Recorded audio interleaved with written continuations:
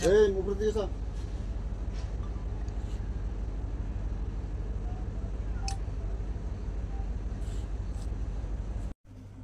কোন জায়গা থেকে কি কারণে ধরা হয়েছে এবং তাদেরকে কি আজকে আদালতে পাঠানো হবে, রিমান্ডের আবেদন কি জানানো হবে? হ্যাঁ, আমরা গতকালকে আমাদের কাছে একটা গোপন খবর ছিল যে দুজন ভারতীয় দালাল যারা ওই বাংলাদেশের বর্ডার ক্রস করার ক্ষেত্রে, ইন্ডিয়া বাংলাদেশ বর্ডার ক্রস করার ক্ষেত্রে সাহায্য করে। তো তারা অ্যাকচুয়ালি আমাদের কেসে মানে ওয়ান্টেডও ছিল।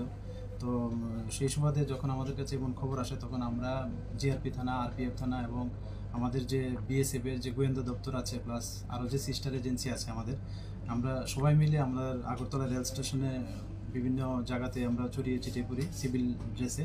তো যেইমাত্র তারা আসলো আগরতলা রেল স্টেশনে, তখন আমরা ওই দুইজনকে আমরা ডিটেন করি এবং তাদেরকে গ্রেপ্তার করা হয়।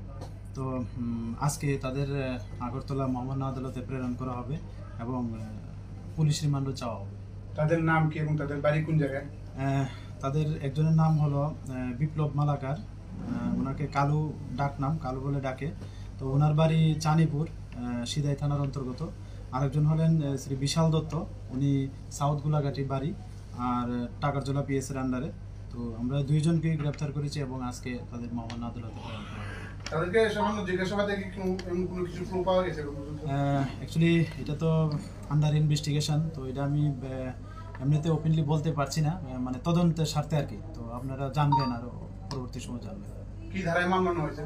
এটাতে তো আমাদের আইপিসি আছে, ফরেনার একটু আছে, আইপিপি একটু আছে। তো ওইসব বিষয়ে মামলাটা স্টার্ট হয়েছে। তো আরও দেখা যাক কী কী বিষয় থাকতে পারে।